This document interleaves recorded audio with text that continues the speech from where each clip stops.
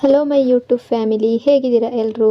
I hope ಎಲ್ಲರೂ ಚೆನ್ನಾಗಿದ್ದೀರಾ. ಅದೇ ರೀತಿ ನಿಮ್ಮ ಲೈಫ್ನಲ್ಲಿ ಪಾಸಿಟಿವ್ ಆಗಿ ಥಿಂಕ್ ಮಾಡ್ತಾ ಇದ್ದೀರಾ ಅಂತ ಅಂದ್ಕೊಂಡಿದ್ದೀನಿ. ಇವತ್ತಿನ ಈವ್ನಿಂಗ್ ರೀಡಿಂಗಲ್ಲಿ ಬ್ಯೂಟಿಫುಲ್ ಆಗಿರುವಂತಹ ಯಾವ ಎನರ್ಜಿ ಇದೆ ಅಂತ ನೋಡೋಣ. ಮೊದಲು ಕಾಮ್ ಆಗಿ ಕೂತ್ಕೊಳ್ಳಿ, ಡೀಪ್ ಬ್ರೀತನ್ನು ತಗೊಳ್ಳಿ, ನಿಮ್ಮ ಮೈಂಡ್ ಮತ್ತು ಮನಸ್ಸನ್ನು ರಿಲ್ಯಾಕ್ಸ್ ಮಾಡ್ಕೊಳ್ಳಿ. ಈಗ ನಿಮ್ಮ ಪರ್ಸನ್ ಹೆಸರನ್ನು ಮನಸಾರೆ 3 ಬಾರಿ ನೆನಪಿಸ್ಕೊಳ್ಳಿ. ನಿಮ್ಮ ಪರ್ಸನ್ ಫೇಸನ್ನು ಇಮ್ಯಾಜಿನ್ ಮಾಡ್ಕೊಳ್ಳಿ. ಅವರು ಮತ್ತು ನೀವು ಒಟ್ಟಿಗೆ ಕಳೆದಿರುವ ಬ್ಯೂಟಿಫುಲ್ ಮೆಮೊರೀಸ್ನ ನೆನಪು ಮಾಡ್ಕೊಳ್ಳಿ. ಅದಕ್ಕೂ ಮೊದಲು ಈ ರೀಡಿಂಗ್ ನಿಮ್ಮವರೆಗೂ ತಲುಪಿದೆ ಅಂದರೆ ಯು ಆರ್ ಸೋ ಬ್ಲೆಸ್ಡ್. ಯೂನಿವರ್ಸ್ಗೆ ಗ್ರ್ಯಾಟಿಟ್ಯೂಡ್ ಹೇಳಿ, ಥ್ಯಾಂಕ್ ಯು ಯೂನಿವರ್ಸ್ ಅಂತ ಹೇಳಿ ನಿಮ್ಮ ಪರ್ಸನ್ ಎನರ್ಜಿಯನ್ನು ಫೀಲ್ ಮಾಡಿ. ಬ್ಯೂಟಿಫುಲ್ ಆಗಿರುವ ಎನರ್ಜಿ ಬಂದಾಗ ಅದನ್ನು ರಿಸೀವ್ ಮಾಡ್ಕೊಳ್ಳಿ. ಇದು ಜನರಲ್ ರೀಡಿಂಗ್ ಆಗಿರುತ್ತೆ. ಸೊ ಎಲ್ಲ ವಿಷಯಗಳು ಎಲ್ಲರಿಗೂ ಕೂಡ ಮ್ಯಾಚ್ ಆಗಬೇಕು ಅಂತ ಇಲ್ಲ. ನಿಮ್ಮ ಸಿಚುವೇಶನ್ಗೆ ಮ್ಯಾಚ್ ಆಗುವ ಎನರ್ಜಿ ಮಾತ್ರ ರಿಸೀವ್ ಮಾಡ್ಕೊಳ್ಳಿ. ಯಾವುದಾದ್ರೂ ಭಾಗ ನಿಮಗೆ ಮ್ಯಾಚ್ ಆಗಲಿಲ್ಲ ಅಂದರೆ ಅದನ್ನು ಫೋರ್ಸ್ ಆಗಿ ತಗೊಳ್ಬೇಡಿ. ಈ ರೀಡಿಂಗ್ನ ಉದ್ದೇಶ ಏನು ಅಂದರೆ, ಈ ಕ್ಷಣದ ಪ್ರೆಸೆಂಟ್ ಎನರ್ಜಿ ಹೇಗಿದೆ, ನಿಮ್ಮ ಪರ್ಸನ್ ಮನಸ್ಸಿನಲ್ಲಿ ಏನು ನಡೀತಾ ಇದೆ, ನಿಮ್ಮಿಬ್ಬರ ನಡುವೆ ಯಾವ ರೀತಿಯ ಎಮೋಷನ್ಸ್ ಅಥವಾ ವೈಬ್ಸ್ ನಡೀತಾ ಇದೆ, ಅದನ್ನು ನಿಮಗೆ ತಿಳಿಸುವ ಒಂದು ಸಣ್ಣ ಪ್ರಯತ್ನ ಅಷ್ಟೇ. ಹಾಗಾಗಿ ಓವರ್ ಆಗಿ ನೆಗೆಟಿವ್ ಆಗಿ ಯೋಚನೆ ಮಾಡಬೇಡಿ. ನಿಮ್ಮ ಮನಸ್ಸನ್ನು ಅನಾವಶ್ಯಕ ಭಯಗಳಿಂದ ತುಂಬಿಸ್ಕೊಳ್ಬೇಡಿ.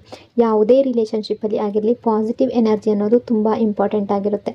ನಿಮ್ಮಿಬ್ಬರ ಪ್ರೀತಿ ಅನ್ನೋದು ನಿಜವಾಗಿದ್ದರೆ, ಅದು ಪ್ಯೂರ್ ಆಗಿದ್ದರೆ, ಯೂನಿವರ್ಸ್ ಸೇರಿಸಬೇಕಾದ ಇಬ್ಬರನ್ನು ಯಾರೂ ಶಾಶ್ವತವಾಗಿ ದೂರ ಮಾಡೋದಕ್ಕೆ ಆಗೋದಿಲ್ಲ. ಆದರೆ ಒಂದು ವಿಷಯ ನೆನ್ಪಿಟ್ಕೊಳ್ಳಿ, ಬಲವಂತದಿಂದ ಯಾವ ರಿಲೇಷನ್ಶಿಪ್ ಕೂಡ ಉಳಿಯೋದಿಲ್ಲ. ಪ್ರೀತಿ ಅಂದರೆ ಫೋರ್ಸ್ ಅಲ್ಲ, ಅದು ಅರ್ಥ ಮಾಡ್ಕೊಳ್ಳೋದು, ರೆಸ್ಪೆಕ್ಟ್, ಕೇರ್ ಮತ್ತು ನಿಜವಾದ ಕನೆಕ್ಷನ್. ಹಾಗಾಗಿ ಕಾಮ್ ಆಗಿರಿ, ಪಾಸಿಟಿವ್ ಆಗಿರಿ. ಯಾವುದು ನಿಮ್ಮದಾಗಿದೆಯೋ ಅದು ಸರಿಯಾದ ಟೈಮ್ನಲ್ಲಿ ನಿಮ್ಮ ಹತ್ರ ಬಂದೇ ಬರುತ್ತೆ. ರೀಡಿಂಗನ್ನು ನೋಡಬೇಕಾದ್ರೆ ವಿಡಿಯೋನ ಲೈಕ್ ಮಾಡ್ಕೊಳ್ಳಿ. ಅದೇ ರೀತಿ ಚಾನಲ್ನ ಸಬ್ಸ್ಕ್ರೈಬ್ ಮಾಡಿಕೊಂಡು ಕನೆಕ್ಟ್ ಆಗಿ. Challenges and struggles energy.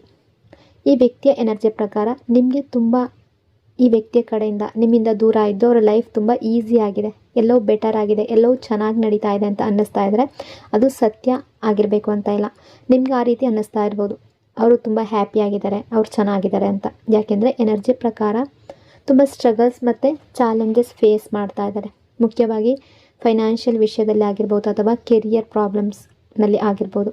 ಅವರ ಲೈಫ್ನಲ್ಲಿ ಫೈನಾನ್ಷಿಯಲ್ ಅಥವಾ ಕೆರಿಯರ್ಗೆ ಸಂಬಂಧಪಟ್ಟ ಯಾವುದಾದ್ರೊಂದು ಪ್ರಾಬ್ಲಮ್ ಅನ್ನೋದು, ಸಿಚುವೇಶನ್ ಅನ್ನೋದು ಬಂದಿರಬಹುದು. ಅವರು ಜಾಬ್ ಮಾಡ್ತಾ ಇದ್ದರೆ ಅಲ್ಲಿ ಯಾವುದಾದ್ರೊಂದು ಸಿಚುವೇಶನ್ ಅಡ್ಡ ಬಂದಿರ್ಬೋದು.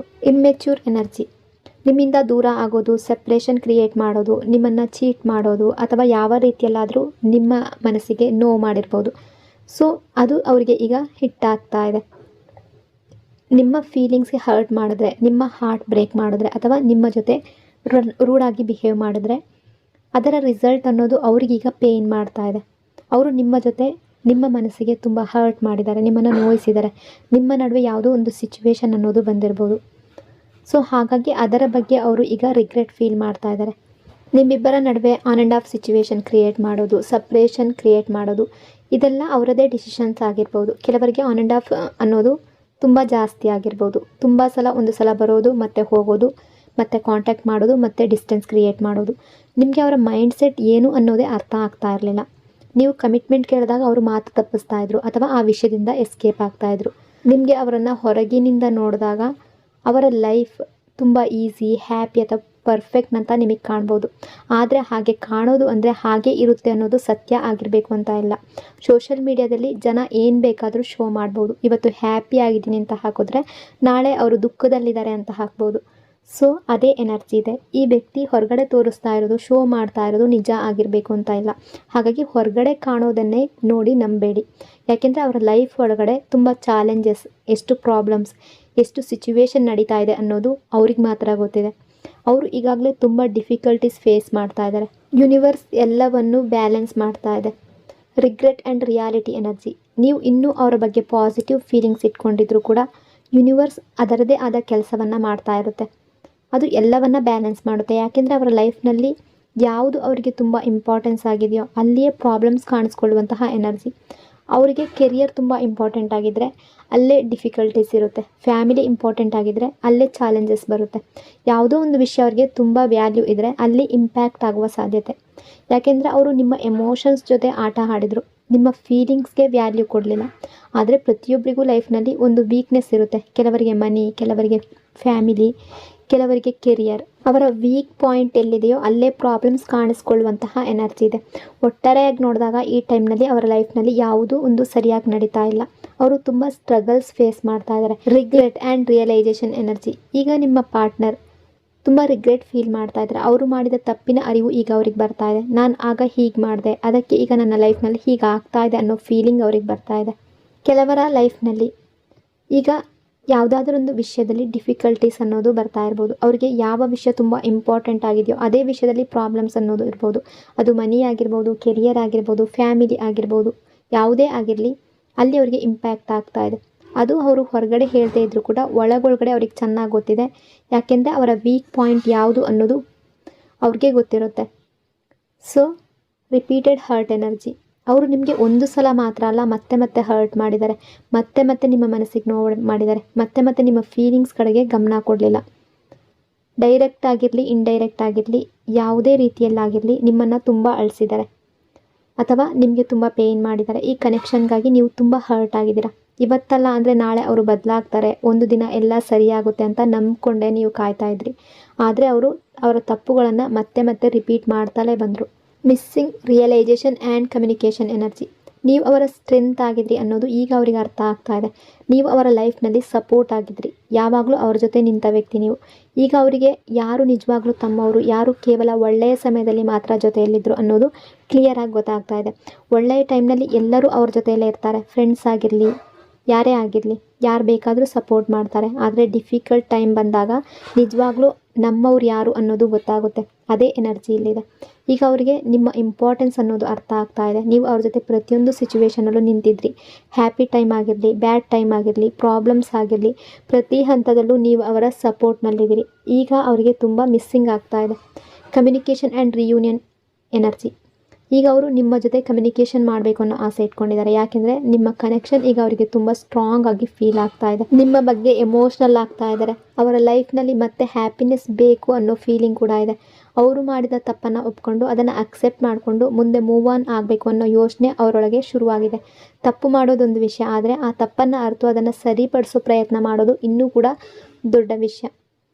ಅವರು ಆ ಡೈರೆಕ್ಷನ್ನಲ್ಲಿ ಯೋಚನೆ ಮಾಡ್ತಾ ಇರುವ ಎನರ್ಜಿ ಇದೆ. Differences in the connection energy. ನಿಮ್ಮಿಬ್ಬರ ನಡುವೆ ಕೆಲವು ಡಿಫ್ರೆನ್ಸಸ್ ಇರ್ಬೋದು. ಕಲ್ಚರ್ ಡಿಫ್ರೆನ್ಸ್ ಇರ್ಬೋದು, ರಿಲಿಜಿಯನ್ ಡಿಫ್ರೆನ್ಸ್ ಇರ್ಬೋದು, ಸ್ಟೇಟಸ್ ಡಿಫ್ರೆನ್ಸ್ ಇರ್ಬೋದು, ಟ್ರೆಡಿಷನ್ ಡಿಫ್ರೆನ್ಸ್ ಇರ್ಬೋದು, ಅಥವಾ ಏಜ್ ಡಿಫ್ರೆನ್ಸ್ ಇರ್ಬೋದು, ಅಥವಾ ಬೇರೆ ಯಾವುದೇ ಡಿಫ್ರೆನ್ಸ್ ಇರ್ಬೋದು. ಈ ಡಿಫ್ರೆನ್ಸ್ ಕಾರಣದಿಂದಲೇ ಅವರು ಈ ಕನೆಕ್ಷನನ್ನು ಓಪನ್ ಆಗಿ ಅಕ್ಸೆಪ್ಟ್ ಮಾಡಿರಲಿಲ್ಲ ಅನ್ನೋ ಎನರ್ಜಿ ಇದೆ. ಅಥವಾ ಈ ರಿಲೇಷನ್ಶಿಪ್ ಬಗ್ಗೆ ಸೀರಿಯಸ್ ಆಗಿರಲಿಲ್ಲ. ಆದರೆ ಈಗ ಅವರಿಗೆ ನಿಮ್ಮ ವ್ಯಾಲ್ಯೂ ಏನು ಅನ್ನೋದು ಅರ್ಥ ಆಗ್ತಾ ಇದೆ. ಅವರು ನಿಮ್ಮ ಜೊತೆ ಎಷ್ಟು ರೂಡಾಗಿ ಬಿಹೇವ್ ಮಾಡಿದ್ದಾರೆ, ಆ ಟೈಮ್ನಲ್ಲಿ ನಿಮಗೆ ಹೇಗಾಗ್ಬೋದು, ನಿಮ್ಮ ಫೀಲಿಂಗ್ಸ್ ಏನಾಗ್ಬೋದು ಅನ್ನೋದನ್ನು ಒಂದು ಸಲ ಕೂಡ ಅವರು ಯೋಚನೆ ಮಾಡಲಿಲ್ಲ. ಈಗ ಮಾತ್ರ ನಾನು ಆ ರೀತಿ ಮಾಡಬಾರ್ದಿತ್ತು, ನಾನು ತಪ್ಪು ಮಾಡಿದೆ ಅನ್ನೋ ರಿಗ್ರೆಟ್ ಅವ್ರಿಗೆ ಬರ್ತಾ ಇದೆ. ಲೈಫ್ನಲ್ಲಿ ಪ್ರಾಬ್ಲಮ್ಸ್ ಬಂದಾಗ, ಚಾಲೆಂಜಸ್ ಬಂದಾಗ ನಮ್ಮ ಜೊತೆಗೆ ನಿಂತ ವ್ಯಕ್ತಿ ಇಂಪಾರ್ಟೆನ್ಸ್ ಅರ್ಥ ಆಗುತ್ತೆ. ಅದೇ ರೀತಿ ಈಗ ಅವರಿಗೆ ನೀವು ತುಂಬ ಮಿಸ್ಸಿಂಗ್ ಆಗ್ತಿದ್ದೀರಾ. ಯಾಕೆಂದರೆ ನಿಮ್ಮ ಪ್ರತಿಯೊಂದು ವಿಷಯಗಳನ್ನು ನೆನಪು ಮಾಡ್ಕೊಳ್ತಾ ಇದ್ದಾರೆ. ನೀವು ಅವರ ಪ್ರತಿಯೊಂದು ಸಿಚುವೇಷನ್ನಲ್ಲಿ ಜೊತೆಯಲ್ಲಿದ್ದಿರಿ. ಆದರೆ ಈಗ ಅವರು ಯಾರಿಂದ ಎಕ್ಸ್ಪೆಕ್ಟ್ ಮಾಡಿದ್ರೋ ಸಪೋರ್ಟ್, ಅದೇ ಸಪೋರ್ಟ್ ಅವ್ರಿಗೆ ಸಿಗ್ತಾ ಇಲ್ಲ. ಅದಕ್ಕೆ ಈಗ ನಿಮ್ಮ ನೆನಪು ಅವರಿಗೆ ಇನ್ನೂ ಜಾಸ್ತಿ ಆಗ್ತಾ ಇದೆ. Hidden situation energy. ಕೆಲವರು ಅಥವಾ ಫ್ಯಾಮಿಲಿಯ ಇನ್ಫ್ಲೂಯೆನ್ಸ್ ಅವರ ಲೈಫ್ನಲ್ಲಿ ಜಾಸ್ತಿ ಇರ್ಬೋದು. ಫ್ಯಾಮಿಲಿಯ ಪ್ರೆಷರ್ ಇರ್ಬೋದು, ರೆಸ್ಪಾನ್ಸಿಬಿಲಿಟಿ ಇರ್ಬೋದು. Truth behind the suppression energy. ಮೊದಲೆಲ್ಲ ಅವರಿಗೆ ಈ ರಿಲೇಷನ್ಶಿಪ್ಪಲ್ಲಿ ಅಷ್ಟೊಂದು ಸೀರಿಯಸ್ ಆಗಿರಲಿಲ್ಲ, ನಾರ್ಮಲ್ ಅಂತ ಅಂದ್ಕೊಂಡಿದ್ರು. ನೀವು ಯಾವಾಗಲೂ ಅವರನ್ನು ಚೇಸ್ ಮಾಡ್ತಾ ಇದ್ರಿ. ಬಟ್ ನೀವು ದೂರ ಆದಮೇಲೆ ಅವ್ರಿಗೆ ನಿಮ್ಮ ಇಂಪಾರ್ಟೆನ್ಸ್ ಏನು ಅನ್ನೋದು ಅರ್ಥ ಆಗ್ತಾ ಇದೆ. ನಿಮ್ಮಿಂದ ದೂರ ಆಗುವಾಗ ಅವರು ತುಂಬ ರೀಸನ್ಸ್ ಕೊಟ್ಟಿರ್ಬೋದು. ಈ ರಿಲೇಷನ್ಶಿಪ್ ಮುಂದುವರಿಯೋದಿಲ್ಲ, ನಾನು ನಿನಗೆ ಸ್ಟೆಬಿಲಿಟಿ ಕೊಡೋದಕ್ಕೆ ಆಗೋದಿಲ್ಲ, ನಮ್ಮ ನಡುವೆ ತುಂಬ ಡಿಫ್ರೆನ್ಸ್ ಇದೆ, ಈ ರಿಲೇಷನ್ಶಿಪ್ ಮುಂದುವರಿಯಲ್ಲ, ಹೀಗೆ ಹಲವು ರೀಸನ್ಸ್ ಕೊಟ್ಟು ನಿಮ್ಮಿಂದ ಡಿಸ್ಟೆನ್ಸ್ ಕ್ರಿಯೇಟ್ ಮಾಡಿರ್ಬೋದು. ಆದರೆ ನಿಮ್ಮ ಜೊತೆ ಕನೆಕ್ಷನ್ ಆರಂಭಿಸಿದಾಗ ಈ ಡಿಫ್ರೆನ್ಸಸ್ ಅವ್ರಿಗೆ ಪ್ರಾಬ್ಲಮ್ ಆಗಿರಲಿಲ್ಲ. ನಿಮ್ಮಿಂದ ಎಮೋಷ್ನಲ್ ಸಪೋರ್ಟ್ ಸಿಗ್ತಾ ಇದ್ದಾಗ, ಅಥವಾ ಫೈನಾನ್ಷಿಯಲ್ ಸಪೋರ್ಟ್ ಸಿಗ್ತಾ ಇದ್ದಾಗ, ಅಥವಾ ಬೇರೆ ಯಾವ ರೀತಿಯ ಸಪೋರ್ಟ್ ಸಿಗ್ತಾ ಇದ್ದಾಗ ಕೂಡ ಆ ಸಮಯದಲ್ಲಿ ಈ ಡಿಫ್ರೆನ್ಸಸ್ ನೆನಪಾಗಲಿಲ್ಲ. ಬಟ್ ನಿಮ್ಮಿಂದ ದೂರ ಆಗುವಾಗ ಈ ರೀತಿಯ ಏನಾದರೂ ಒಂದು ಕಾರಣ ಹೇಳಿ ನಿಮ್ಮಿಂದ ದೂರ ಆಗಿರ್ಬೋದು. Family issues energy. ಕೆಲವರಿಗೆ ಫ್ಯಾಮಿಲಿ ಇಶ್ಯೂಸ್ ಕೂಡ ಇರ್ಬೋದು. ಫ್ಯಾಮಿಲಿ ಈ ಕನೆಕ್ಷನನ್ನು, ಈ ರಿಲೇಷನ್ಶಿಪ್ಪನ್ನು ಅಕ್ಸೆಪ್ಟ್ ಮಾಡದೇ ಇರ್ಬೋದು. ಅಥವಾ ಫ್ಯಾಮಿಲಿಗೆ ಈ ರಿಲೇಷನ್ಶಿಪ್ ಬಗ್ಗೆ ಹೇಳುವಂತಹ ಧೈರ್ಯ ಇವರಿಗೆ ಇರಲಿಲ್ಲ. ಯಾಕೆಂದರೆ ಅಕ್ಸೆಪ್ಟ್ ಮಾಡೋದಿಲ್ಲ ಅನ್ನೋ ಫಿಯರ್ ಅವರೊಳಗಿತ್ತು. New beginning desire energy. ಆದರೂ ಅವರ ಹಾರ್ಟ್ ಒಳಗಡೆ ಒಂದು ನ್ಯೂ ಬಿಗಿನಿಂಗ್ ಎನರ್ಜಿ ಇದೆ. ನಿಮ್ಮ ಜೊತೆ ರಿಯೂನಿಯನ್ ಆಗಬೇಕು ಅನ್ನೋ ಬಯಕೆ ಇನ್ನೂ ಜಾಸ್ತಿ ಆಗ್ತಾ ಇದೆ. ಆ ಆಸೆಗೆ ತಕ್ಕಂತೆ ಆ್ಯಕ್ಷನ್ ತಗೊಳ್ಳುವ ಎನರ್ಜಿ ಮಾತ್ರ ಈಗ ಕಾಣಿಸ್ತಾ ಇಲ್ಲ. ಆಸೆ ಇದೆ, ಆದರೆ ಎಫರ್ಟ್ಸ್ ಇನ್ನೂ ಕಾಣಿಸ್ತಾ ಇಲ್ಲ. Long suppression and waiting energy. ನಿಮ್ಮಿಬ್ಬರ ನಡುವೆ ತುಂಬ ಟೈಮ್ನಿಂದ ಸಪ್ರೇಷನ್ ಅಥವಾ ನೋ ಕಾಂಟ್ಯಾಕ್ಟ್ ಇರುವ ಎನರ್ಜಿ ಇದೆ. ನೀವಿನ್ನೂ ಕಾಯ್ತಾನೆ ಇದ್ದೀರಾ. ಒಂದು ದಿನ ಅವರು ಕಾಂಟ್ಯಾಕ್ಟ್ ಮಾಡ್ತಾರೆ, ಧೈರ್ಯ ಮಾಡಿಕೊಂಡು ನನ್ನ ಹತ್ರ ಬರ್ತಾರೆ, ನನ್ನ ಜೊತೆ ಮಾತಾಡ್ತಾರೆ. ಈ ರೀತಿ ಕ್ವಶನ್ಸ್ ನಿಮ್ಮ ಮನಸ್ಸಿನಲ್ಲಿ ತುಂಬ ಇದೆ. Deep soul connection energy. ನಿಮ್ಮಿಬ್ಬರ ನಡುವೆ ಒಂದು ಡೀಪ್ ಸೋಲ್ ಕನೆಕ್ಷನ್ ಇದೆ. ಕೆಲವರಿಗೆ ಇದು ಸೋಲ್ಮೇಟ್ ಕನೆಕ್ಷನ್ ಆಗಿರ್ಬೋದು. ಈ ಕನೆಕ್ಷನ್ ಸಾಮಾನ್ಯ ಅಟ್ರಾಕ್ಷನ್ ಮಾತ್ರ ಅಲ್ಲ, ಒಬ್ಬರ ಪ್ರೆಸೆನ್ಸ್ ಇನ್ನೊಬ್ಬರ ಲೈಫ್ನಲ್ಲಿ ದೊಡ್ಡ ಇಂಪ್ಯಾಕ್ಟ್ ಬೀರ್ತಾ ಇದೆ. Your value energy. ಈಗ ಅವರಿಗೆ ನಿಮ್ಮ ವ್ಯಾಲ್ಯೂ ತುಂಬ ಅರ್ಥ ಆಗ್ತಾ ಇದೆ. ನೀವು ಅವರ ಲೈಫ್ನಲ್ಲಿ ಕೇರ್ ಕೊಟ್ಟ ವ್ಯಕ್ತಿ, ಸಪೋರ್ಟ್ ಕೊಟ್ಟ ವ್ಯಕ್ತಿ, ಯಾವ ಸಿಚುವೇಶನ್ ಬಂದರೂ ಅವರ ಜೊತೆಗೆ ನಿಂತ ವ್ಯಕ್ತಿ ಅನ್ನೋ ರಿಯಲೈಸೇಷನ್ ಅವರಿಗೆ ಆಗ್ತಾ ಇದೆ. ನಿಮ್ಮ ಜೊತೆ ರಿಯೂನಿಯನ್ ಆಗಬೇಕು ಅನ್ನೋ ಆಸೆ ಅವರೊಳಗೆ ಮತ್ತೆ ಬರ್ತಾ ಇದೆ. ಅವರಿಗೆ ಇನ್ನೊಂದು ಚಾನ್ಸ್ ಸಿಕ್ಕಿದ್ರೆ ನೀವು ಫರ್ಗಿವ್ ಮಾಡ್ಬೋದು ಅನ್ನೋ ಹೋಪ್ ಕೂಡ ಅವರೊಳಗೆ ಇದೆ. ಮೊದಲು ಅವರ ಲೈಫ್ನಲ್ಲಿರುವ ಪ್ರಾಬ್ಲಮ್ ಸಾಲ್ವ್ ಮಾಡಬೇಕು ಅನ್ನೋ ಯೋಚನೆ ಅವರಿಗಿದೆ. ಯಾಕೆಂದರೆ ಯಾವುದೇ ಸಿಚುವೇಶನ್ ಇದ್ದರೂ ಕೂಡ ಅದು ಸಂಪೂರ್ಣವಾಗಿ ಮುಗಿದು ಹೋಗಿಲ್ಲ. ಆ ವಿಷಯ ಕ್ಲಿಯರ್ ಆದಮೇಲೆ ಅವರ ಲೈಫ್ ಸ್ಟೇಬಲ್ ಆದ ನಂತರ ನಿಮ್ಮ ಹತ್ರ ಬರಬೇಕು ಅನ್ನೋ ಎನರ್ಜಿ ಕೂಡ ಕೆಲವರ ಎನರ್ಜಿಯಲ್ಲಿದೆ. ನಿಮ್ಮಿಬ್ಬರ ನಡುವಿನ ಡಿಸ್ಟೆನ್ಸನ್ನು ಕಡಿಮೆ ಮಾಡಬೇಕು, ಆಮೇಲೆ ನಿಮ್ಮನ್ನು ಅಪ್ರೋಚ್ ಮಾಡಬೇಕು ಅನ್ನೋ ರೀತಿ ಥಿಂಕ್ ಮಾಡುವ ಎನರ್ಜಿಯಲ್ಲಿ ಕೂಡ ಇದ್ದಾರೆ. Wrong decisions energy. ಈಗ ಅವರಿಗೆ ಒಂದು ವಿಷಯ ಕ್ಲಿಯರಾಗಿ ಅರ್ಥ ಆಗ್ತಾ ಇದೆ. ಅವರ ಲೈಫ್ನಲ್ಲಿ ತಗೊಂಡ ಹಲವಾರು ಡಿಸಿಷನ್ಸ್ ತಪ್ಪಾಗಿತ್ತು ಅನ್ನೋ ರಿಯಲೈಸೇಷನ್ ಬರ್ತಾ ಇದೆ. ಅದರಲ್ಲೂ ಅವ್ರು ಏನು ತಪ್ಪು ಮಾಡಿದ್ರು, ಏನು ಮಿಸ್ಟೇಕ್ ಮಾಡಿದ್ರು ಅದೆಲ್ಲವೂ ನೆನಪಾಗ್ತಾ ಇದೆ. ಈಗ ಅವರೇ ಕ್ರಿಯೇಟ್ ಮಾಡಿಕೊಂಡ ಸಿಚುವೇಷನ್ನಲ್ಲಿ ಸಿಕ್ಕಾಕೊಂಡಿದ್ದಾರೆ. ಅಲ್ಲಿಂದ ಹೊರಗಡೆ ಬರೋದು ಅವರಿಗೆ ತುಂಬ ಕಷ್ಟ ಆಗ್ತಾ ಇದೆ. ಅಲ್ಲಿಗೆ ಹೋಗೋದು ಈಸಿ ಆಗಿತ್ತು, ಆದರೆ ಅಲ್ಲಿಂದ ಹೊರಗಡೆ ಬರೋದು ಅಷ್ಟು ಈಸಿ ಅಲ್ಲ ಅನ್ನೋದು ಅವರಿಗೆ ಗೊತ್ತಾಗ್ತಾ ಇದೆ. ಅವರು ಯಾರಿಗಾಗಿ, ಯಾವ ಸಿಚುವೇಶನ್ಗಾಗಿ ನಿಮ್ಮನ್ನು ಹರ್ಟ್ ಮಾಡಿದ್ರೋ ಅದೇ ಸಿಚುವೇಶನ್ನಿಂದ ಅವ್ರು ಹರ್ಟ್ ಆಗ್ತಾ ಇದ್ದಾರೆ. Your loyalty energy. ನಿಮ್ಮಿಂದ ಅವರಿಗೆ ಲಾಯಲ್ಟಿ ಅನ್ನೋದು ಸಿಕ್ಕಿತ್ತು, ಹಾನೆಸ್ಟಿ ಸಿಕ್ಕಿತ್ತು, ಅನ್ಕಂಡೀಷ್ನಲ್ ಲವ್ ಸಿಕ್ಕಿತ್ತು. ನೀವು ಯಾವಾಗಲೂ ಅವೈಲಬಲ್ ಇದ್ರಿ. ಕೆಲವರಲ್ಲಿ ಫೈನಾನ್ಷಿಯಲ್ ಸಪೋರ್ಟ್ ಮಾಡಿದ್ದೀರಾ ಅನ್ನೋ ಎನರ್ಜಿ ಕೂಡ ಇದೆ, ಅಥವಾ ನಿಮ್ಮ ಕೈಲಾದಷ್ಟು ಎಫರ್ಟ್ ಹಾಕಿದ್ದೀರಾ. ಈ ಕನೆಕ್ಷನ್ ಉಳಿಬೇಕು ಅಂತ ನಿಮ್ಮ ಪಾಲಿನ ಎಲ್ಲ ಪ್ರಯತ್ನವನ್ನು ಮಾಡಿದ್ದೀರಾ. ಪ್ರತಿಯೊಂದು ಸಿಚುವೇಶನನ್ನು ಅಕ್ಸೆಪ್ಟ್ ಮಾಡ್ಕೊಂಡಿದ್ದೀರಾ. ಈಗ ಅವ್ರಿಗೆ ಅರ್ಥ ಆಗ್ತಾ ಇದೆ ತಪ್ಪು ನಿಮ್ಮದಲ್ಲ, ತಪ್ಪು ಅವರದೇ ಅಂತ. ಅವರು ನಿಜವಾದ ವ್ಯಾಲ್ಯೂ ಇರುವ ವ್ಯಕ್ತಿಯನ್ನು ಅರ್ಥ ಮಾಡ್ಕೊಳ್ಳಿಲ್ಲ. ಈಗ ಅವರೊಳಗೆ ತುಂಬ ಡೀಪ್ ಫೀಲ್ ಆಗ್ತಾ ಇದೆ. ನಾನೇ ನನ್ನ ಆ್ಯಕ್ಷನ್ಗಳಿಂದ ಈ ಸಿಚುವೇಶನ್ ಕ್ರಿಯೇಟ್ ಮಾಡಿಕೊಂಡೆ ಅನ್ನೋ ರಿಯಲೈಸೇಷನ್ ಅವ್ರಿಗೆ ಬರ್ತಾ ಇದೆ. ಈಗ ಈ ಸಿಚುವೇಶನಿಂದ ಹೇಗೆ ಹೊರಗಡೆ ಬರಬೇಕು, ಹೇಗೆ ಲೈಫನ್ನು ಸರಿ ಮಾಡ್ಕೋಬೇಕು, ಈ ಕನೆಕ್ಷನನ್ನು ಯಾವ ರೀತಿ ಮುಂದಕ್ಕೆ ತಗೊಂಡು ಹೋಗಬೇಕು ಅನ್ನೋ ರೀತಿ ಥಿಂಕ್ ಮಾಡ್ತಾ ಇದ್ದಾರೆ. ಮೊದಲು ತುಂಬ ಈಗೋ ಇತ್ತು, ಆದರೆ ಈಗ ಆ ಈಗೋ ಸಂಪೂರ್ಣವಾಗಿ ಬ್ರೇಕ್ ಆಗಿದೆ. ಈಗ ಆ ಈಗೋ ತೋರಿಸೋ ಪರಿಸ್ಥಿತಿ ಅವರ ಲೈಫ್ನಲ್ಲಿ ಉಳ್ಕೊಂಡಿಲ್ಲ.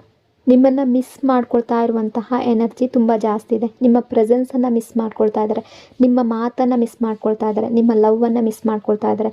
ಒಟ್ಟಿನಲ್ಲಿ ಹೇಳಬೇಕು ಅಂದರೆ ನಿಮ್ಮನ್ನು ಅವರು ತುಂಬ ನಿಮ್ಮ ಬಗ್ಗೆ ಯೋಚನೆ ಮಾಡಿ ಫೀಲ್ ಮಾಡ್ಕೊಳ್ತಾ ಇರುವಂತಹ ಎನರ್ಜಿ ತುಂಬ ಜಾಸ್ತಿ ಆಗಿದೆ. ಸೊ ಇದು ಇವತ್ತಿನ ಈ ಪರ್ಸನ್ನ ಈವ್ನಿಂಗ್ ಎನರ್ಜಿ. ಈ ರೀಡಿಂಗ್ ನಿಮಗೆ ಇಷ್ಟ ಆಗಿದೆ ಅಂದ್ಕೊಂಡಿದ್ದೀನಿ. ಇಷ್ಟ ಆಗಿದರೆ ಪಾಸಿಟಿವ್ ಆಗಿ ಕಮೆಂಟ್ ಮಾಡಿ. ಇನ್ನೊಂದು ಬ್ಯೂಟಿಫುಲ್ ರೀಡಿಂಗಲ್ಲಿ ಮತ್ತೆ ಸಿಗ್ತೀನಿ. ಅಲ್ಲಿವರೆಗೂ ಟೇಕ್ ಕೇರ್. ನಿಮ್ಮ ಪ್ರೀತಿ, ನಿಮ್ಮ ಸಪೋರ್ಟ್ಗೆ thank you so much. Lots and lots of love. God bless you all.